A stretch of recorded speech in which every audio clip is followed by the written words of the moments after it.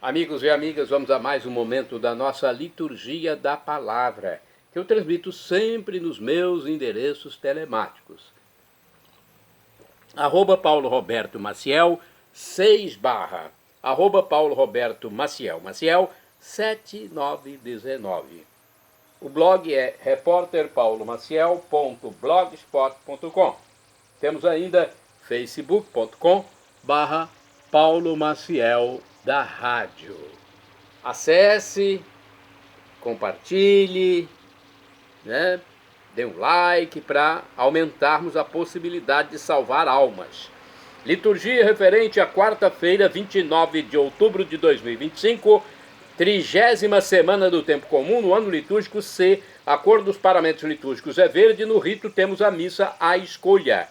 A primeira leitura é a leitura do dia 29 da Epístola de São Paulo aos Romanos. É uma carta muito importante, a primeira carta de São Paulo que está na Bíblia. As cartas são colocadas na Bíblia pelo tamanho. Então não quer dizer que a carta de São Paulo é a primeira carta que ele escreveu. Quer dizer que é o tamanho, é o tamanho maior. O capítulo é o 8º, versículos do 26 ao 30. Irmãos, o Espírito vem em socorro da nossa fraqueza, pois nós não sabemos o que pedir nem como pedir. É o próprio Espírito que intercede em nosso favor com gemidos inefáveis. E aquele que penetra no íntimo dos corações sabe qual é a intenção do Espírito, pois é sempre segundo Deus que o Espírito intercede em favor dos santos. Sabemos que tudo contribui para o bem daqueles que amam a Deus, daqueles que são chamados para a salvação, de acordo com o projeto de Deus. Pois aqueles que Deus contemplou com seu amor desde sempre, a esses ele predestinou a serem conformes à imagem de seu Filho, para que este seja o primogênito numa multidão de irmãos. E aqueles que Deus predestinou também os chamou, e aos que chamou também os tornou justos, e aos que tornou justos também os glorificou. Palavra do Senhor, graças a Deus. Vamos agora ao Salmo responsorial, ao Salmo número 12, na Bíblia Vulgata, ou 13, na Bíblia de Jerusalém. Versículos 4 ao 5º, 6º, refrão 6º. Senhor, eu confiei na vossa graça. Repitamos. Senhor, eu confiei na vossa graça. Olhai, Senhor, meu Deus, respondei-me. Não deixeis que me apague a luz dos olhos e se fechem pela morte adormecidos. Que o inimigo não me diga eu triunfei, nem exulte o opressor por minha queda, nem exulte o opressor por minha queda. Senhor, eu confiei na vossa graça, uma vez que confiei no vosso amor, meu coração por vosso auxílio rejubile, e que eu vos cante pelo bem que me fizestes, e que eu vos cante pelo bem que me fizestes. Senhor, eu confiei na vossa graça. Repitamos. Senhor, eu confiei na vossa graça. Vamos aclamar o Santo Evangelho e depois proclamá-lo. O Evangelho de hoje, escrito por São Lucas, capítulo 13, versículos do 22 ao 30. Aleluia, aleluia, aleluia, aleluia, aleluia, aleluia, aleluia, aleluia. Pelo Evangelho o Pai nos chamou, a fim de alcançarmos a glória de nosso Senhor Jesus Cristo. Aleluia, aleluia, aleluia, aleluia, aleluia, aleluia, aleluia. Aleluia. Senhor esteja convosco, Ele está no meio de nós. Proclamação do Evangelho de Jesus Cristo, segundo São Lucas. Glória a vós, Senhor. Pelo sinal da Santa Cruz, livra-nos Deus, nosso Senhor, dos nossos inimigos. Naquele tempo, Jesus atravessava cidades e povoados, ensinando e prosseguindo o caminho para Jerusalém. Alguém lhe perguntou: Senhor, é verdade que são poucos os que se salvam? Jesus respondeu: fazei todo o esforço possível para entrar pela porta estreita, porque eu vos digo que muitos tentarão entrar e não conseguirão. Uma vez que o dono da casa se levantar e fechar a porta, vós do lado de fora começareis a bater, dizendo: Senhor, abre-nos a porta. Ele responderá: não sei de onde sois. Então começareis a dizer: nós comemos e bebemos diante de ti, e tu ensinaste em nossas praças. Ele, porém, responderá: não sei de onde sois. Afastai-vos de mim, todos vós que praticais a injustiça. Ali haverá choro e ranger de dentes, quando virdes Abraão, Isaque e Jacó, junto com todos os profetas, no reino de Deus. E vós, porém, sendo lançados fora, virão homens do Oriente, do Ocidente, do Norte e do Sul, e tomarão lugar à mesa no reino de Deus. E assim, há últimos que serão primeiros, e primeiros que serão últimos. Palavra da salvação, glória a vós, Senhor. Vamos à reflexão que está no livro Deus Conosco, sobre este evangelho. Alguém perguntou a Jesus: é verdade que são poucos os que se salvam? Jesus diz que é preciso fazer todo o esforço possível para passar pela porta estreita. É fácil dizer o que os outros devem mudar. O difícil é lidar com a gente, mudar a nós mesmos. Falar para os outros mudar é fácil, quero ver mudar, né, a própria pessoa. Ela mesma mudar seu comportamento, sua vida, seu modo de agir, se está no caminho errado, logicamente. Se nossas atitudes não se aproximam o máximo do Evangelho, é sinal de que precisamos caminhar muito ainda. Olha, Senhor, é verdade que são poucos os que se salvam? Essa pergunta era frequente naquele tempo. Alguns rabinos respondiam que se salvariam todos que fizessem parte do povo de Deus. Outros achavam que só uns poucos escapavam da condenação. Jesus diz claramente que não basta ser do povo de Deus, mas afirma também que se salvarão todos os que se esforçam e lutam por colaborar com o favor divino que é oferecido a todos. Então, é bom avaliarmos como andamos em nossa comunidade, se nela moram a esperança, a caridade e a solidariedade. Mais uma reflexão do livro Dia a Dia com o Evangelho.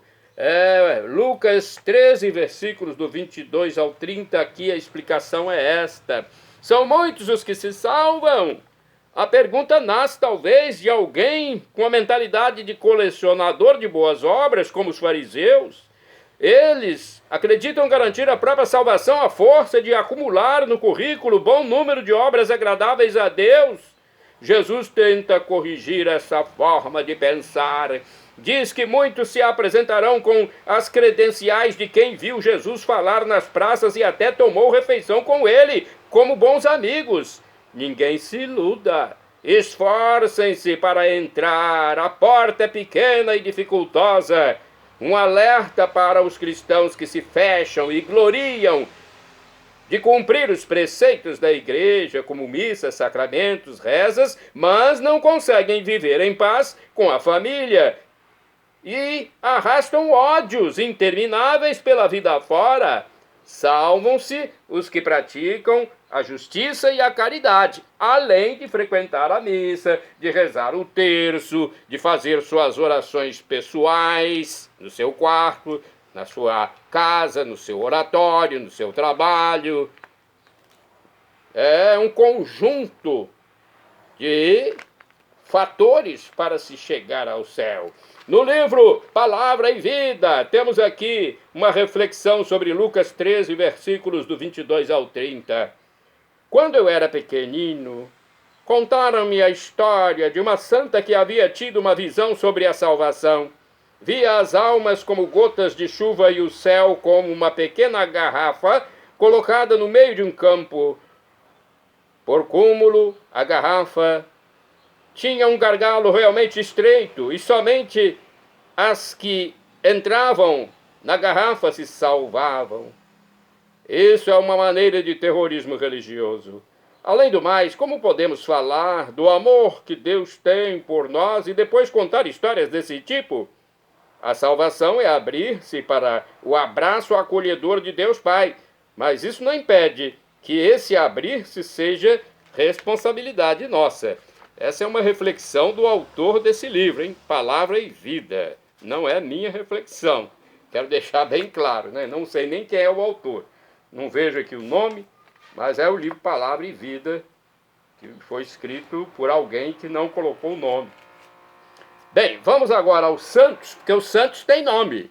Os santos têm nome. Dia 29 de outubro é dia de São Narciso, foi bispo. Morreu mais ou menos no ano 222, foi eleito bispo de Jerusalém quando tinha quase 100 anos. Olha só, bispo com quase 100 anos. Foi modelo de paciência e fé. Faleceu aos 116 anos. São Narciso, bispo, rogai por mim, rogai por nós. Vamos a outros santos. Santo do dia 29 de outubro, São Zenóbio, presbítero, ou seja, sacerdote, padre. Foi mártir também, morreu no século IV. Ele foi morto em Sidom, no Líbano, quando exortava os outros cristãos a enfrentarem com ânimo os tormentos do martírio.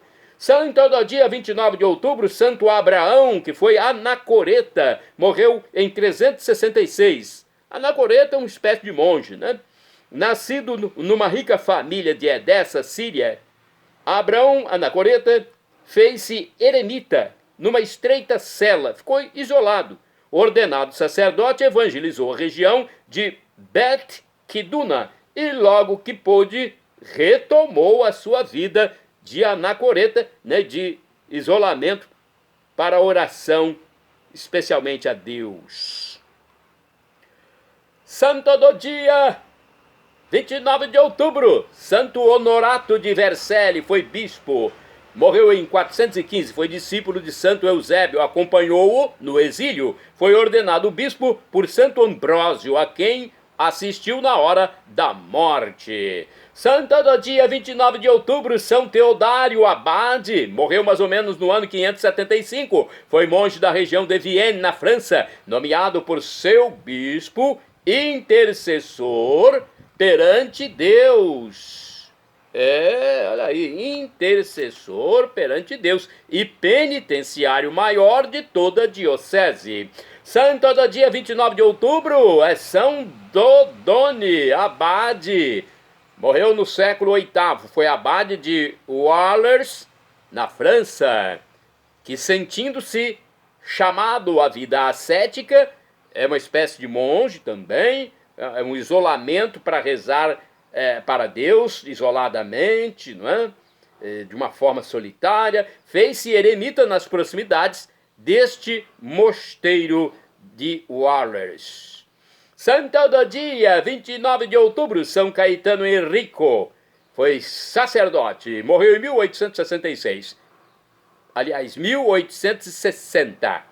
Foi dotado de dons sobrenaturais, bilocação, êxtase e discernimento dos espíritos. Fundou em Nápoles a Congregação dos Missionários dos Sagrados Corações de Jesus e Maria. De acordo com o site do Vaticano, Caetano Henrico nasceu em 19 de outubro de 1791 em Secondigliano, no norte da cidade de Nápoles, Itália. Foi batizado no dia seguinte, recebendo o nome de Caetano Cosme Damião. Quando tinha 7 anos, recebeu a primeira comunhão e 4 anos mais tarde o sacramento da confirmação, expressando já o desejo de entrar primeiro na Ordem dos Capuchinhos e depois na Congregação dos Redentoristas. Mas devido à pouca idade, o seu pedido não foi aceito. Finalmente, com 16 anos, entrou no seminário em 1808, vestiu o hábito talar, realizando os estudos como estudante externo, porque sua família não tinha condições financeiras para o manter como aluno interno. Caminhava diariamente 8 quilômetros para chegar ao seminário, recebia a Sagrada Comunhão todas as manhãs, ajudava nos afazeres da casa, visitava os doentes, estudava com proveito e nos domingos percorria as ruas com o crucifixo, reunindo ao seu redor as crianças da região para ensinar o catecismo. Foi ordenado sacerdote no dia 23 de setembro de 1815, isso mesmo, deixa eu ver, 1815. Imediatamente depois, nomeado professor municipal, cargo que exerceu por 20 anos, procurando ensinar a cultura e os princípios cristãos, dedicando-se inclusive ao serviço pastoral com o anúncio da palavra, o ministério da reconciliação, ou seja, a confissão, a assistência material e espiritual aos enfermos e o serviço de caridade. Em 1818, enquanto participava dos exercícios espirituais, Santo Afonso manifestou-se-lhe em visão para comunicar que Deus o queria como fundador de uma congregação religiosa, dando-lhe como sinal a construção de uma igreja em honra da Virgem Dolorosa, na localidade de Secondigliano. A igreja foi benzida em 1830 e 5 anos mais tarde enriquecida com uma estátua da Virgem das Dores. Certo dia, enquanto rezava diante do Santíssimo Sacramento, atenção para esta informação, o Senhor manifestou-lhe o desejo de que fundasse uma nova congregação em honra aos Sagrados Corações de Jesus e Maria, que depressa se transformou no centro da sua ação, levando-o a entregar-se ao serviço dos irmãos mais desprotegidos, como enfermos, camponeses, analfabetos, prisioneiros e mulheres perdidas, encorajando todos a sentir a presença de Deus como o Pai amoroso, sempre disposto ao perdão. Em 1833 teve início a fundação da Congregação dos Sagrados Corações de Jesus e Maria, com a procura de sacerdotes dispostos a comprometer-se, sobretudo, no trabalho das missões populares. No dia 1º de outubro de 1836, Caetano abriu o noviciado, atenção para essa informação, abriu o noviciado admitindo imediatamente 9 jovens aspirantes ao sacerdócio. Que bênção! Em 13 de maio, no ano de 1839, a congregação recebeu o reconhecimento governamental concedido pelo rei da época. Em 7 de agosto de 1846, o Papa Pio IX não hesitou em emitir o decreto de aprovação definitiva da mesma. Eleito por unanimidade como primeiro superior geral da congregação, Caetano desempenhou este cargo com grande abnegação até o dia de sua morte, ocorrida em 29 de outubro de 1860. O Papa Paulo VI emitiu a declaração de heroicidade das suas virtudes em 4 de outubro de 1974 e no dia 24 de abril de 2001, Papa João Paulo II assinou o decreto de aprovação de um milagre alcançado por intercessão de Caetano Henrico. São Caetano Henrico, rogai por mim, rogai por nós. Shalom Adonai é uma expressão hebraica que significa paz de Deus. El Shaddai, também do hebraico, significa Deus onipotente. Ele proverá aquilo que você deseja se for para o seu bem. O professor e escritor de mais de 100 livros da Igreja Católica diz que Deus pode nos dar uma dessas 3 respostas quando pedimos algo. Sim, não ou espere. Qualquer das 3 respostas acate. E agora eu chamo Maranatá, como dizemos nós católicos, ou Maranata, como dizem nossos irmãos separados, os evangélicos ou protestantes. Não importa a pronúncia, o significado é o mesmo. Vinde, Senhor Jesus. Um dia ele voltará e será o juízo final. Esteja preparado para ir para a vida eterna. Seja batizado, acredita em Jesus como Deus e arrependa-se dos seus pecados. Acesse @Paulo Roberto Maciel, Maciel 7919.